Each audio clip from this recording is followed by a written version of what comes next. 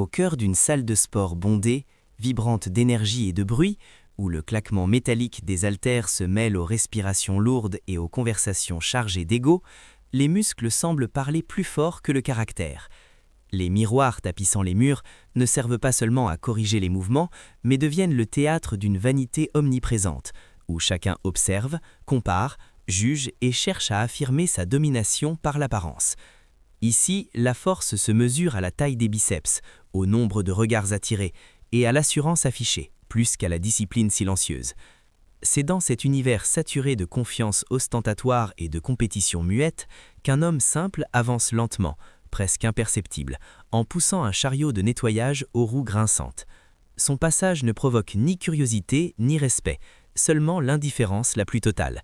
Vêtu de vêtements ordinaires, usé par le travail et sans la moindre intention de se faire remarquer, il contraste avec les tenues moulantes et les corps sculptés qui l'entourent. Son visage, calme et détendu, semble étranger à l'agitation ambiante, comme s'il évoluait dans un autre monde, imperméable au regard et au jugement silencieux. Tandis que certains s'admirent dans les miroirs et que d'autres cherchent à impressionner par la charge posée sur la barre, lui poursuit sa tâche avec une régularité presque méditative. Chaque pas, chaque geste respire la maîtrise et la patience. Il ne cherche ni l'attention ni la reconnaissance, et pourtant, derrière cette apparence modeste et cette tranquillité absolue, se cache quelque chose d'invisible aux yeux pressés. Une présence, une histoire, une force contenue que personne, à cet instant précis, ne prend le temps de soupçonner. Sans qu'un seul mot ne soit prononcé, les regards se tournent vers lui, furtifs mais lourds de jugements silencieux. En quelques secondes, il est analysé, mesuré, classé, puis écarté sans appel, comme si sa simple présence constituait une anomalie, une erreur dans l'ordre établi. Dans cet univers régi par la loi de l'apparence, il devient un corps étranger, déplacé, presque invisible, toléré mais jamais réellement accepté. Ici, le respect ne se demande pas, il s'impose, et il semble se gagner uniquement à la taille des bras, à l'épaisseur des muscles et à l'assurance affichée sous la lumière crue des néons. Tout ce qui ne correspond pas à ces codes est automatiquement relégué au second plan, condamné au silence et à l'oubli. D'une voix basse, presque étouffée par le vacarme ambiant, il s'excuse à chaque passage, la tête légèrement inclinée, le regard fuyant et la posture volontairement humble. Ses gestes sont lents, précis, soigneusement mesurés, comme s'il cherchait à ne jamais déranger, à occuper le moins d'espace possible dans ce royaume de muscles et de certitude. Il se glisse entre les machines, contourne les bancs chargés de poids, effleure à peine les pratiquants, tout en nettoyant le sol avec un soin presque excessif, repassant parfois au même endroit, méthodique et appliqué. De petites excuses murmurées et d'une discrétion presque trop parfaite, il façonne patiemment l'image idéale de celui que personne ne remarque vraiment, encore moins ne respecte. Un homme que l'on confond avec le décor, que l'on oublie aussitôt qu'il a quitté le champ de vision et que personne, absolument personne, ne prendrait jamais au sérieux.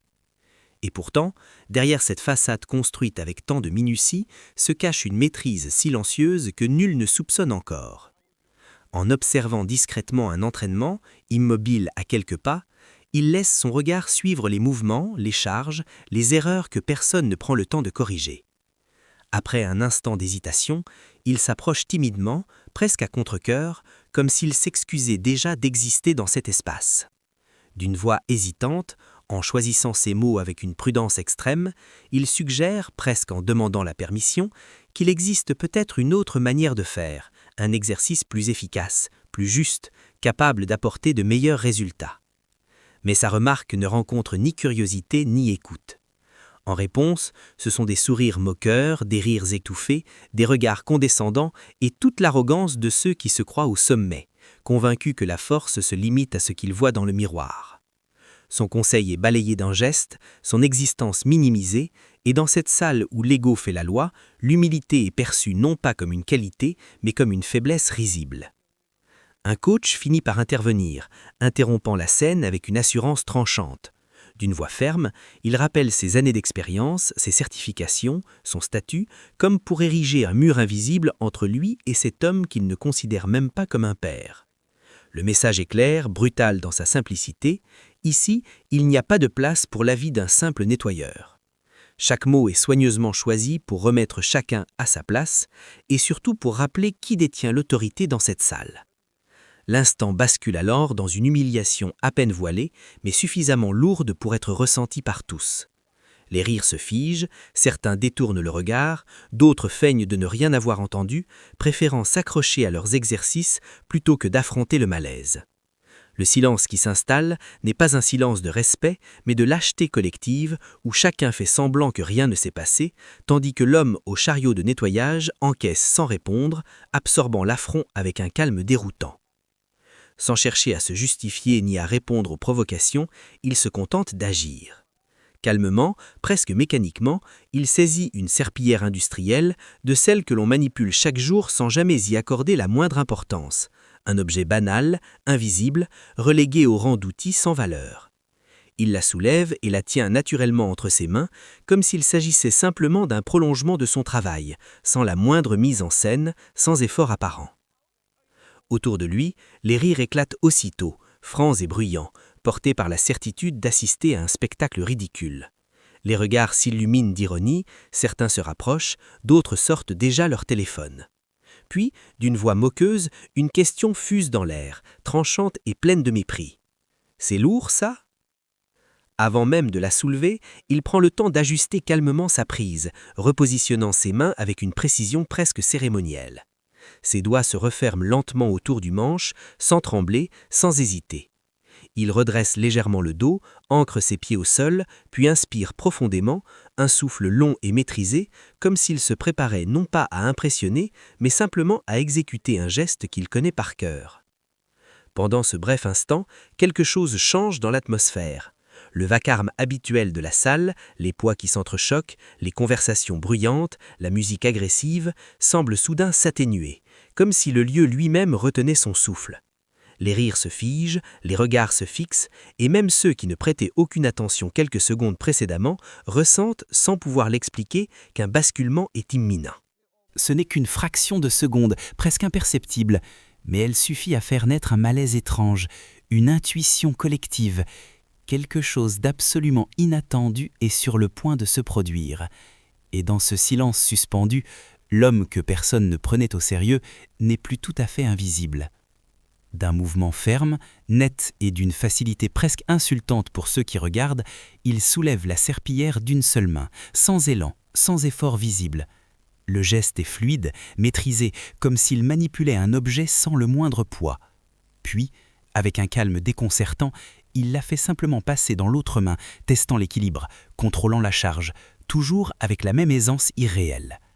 Enfin, il engage les deux mains, stabilise l'ensemble et maintient la serpillière dans les airs, défiant ouvertement toute logique, toute attente, toutes les certitudes construites quelques secondes plus tôt. En une fraction de seconde, les rires s'éteignent. Les sourires moqueurs se figent, les regards s'écarquillent et les téléphones encore levés pour se moquer restent suspendus dans le vide. Le bruit de la salle disparaît complètement, englouti par un silence total, lourd, presque oppressant. Plus personne ne parle, plus personne ne rit. À cet instant précis, chacun comprend que ce qu'il observe n'est pas un hasard, ni un coup de chance, mais la manifestation brutale d'une force réelle, maîtrisée, longtemps dissimulée derrière l'humilité et l'anonymat. Et dans ce silence écrasant, une vérité s'impose à tous. Ils se sont trompés. Certains cherchent aussitôt à se rassurer, murmurant que ce n'est sûrement pas si lourd que ça, que l'objet paraît impressionnant sans l'être réellement.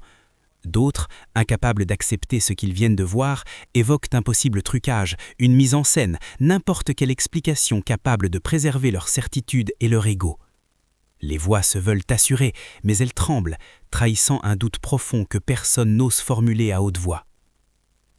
Pourtant, la vérité ne se discute pas, elle est visible, évidente, gravée sur chaque visage figé autour de lui, les regards incrédules, les mâchoires crispées, les sourcils froncés par l'incompréhension. Tous le savent, même s'ils refusent de l'admettre. Ce qu'ils viennent d'observer ne devrait pas être possible, pas dans les règles qu'ils connaissent, pas selon la logique qu'ils défendent depuis toujours. Et dans ce silence chargé de tension, une certitude s'impose lentement à chacun. La réalité vient de briser leurs croyances et il n'y a aucun échappatoire. Poussés par l'orgueil et incapables de rester spectateurs plus longtemps, quelques-uns s'avancent à leur tour, déterminés à prouver que ce qu'ils viennent de voir n'a rien d'exceptionnel. Les mâchoires se serrent, les muscles se contractent, les regards se durcissent. Ils saisissent la serpillière avec assurance, certains ricanant encore, comme pour masquer le doute qui commence à s'installer. Mais l'illusion s'effondre aussitôt. Le poids ne bouge presque pas.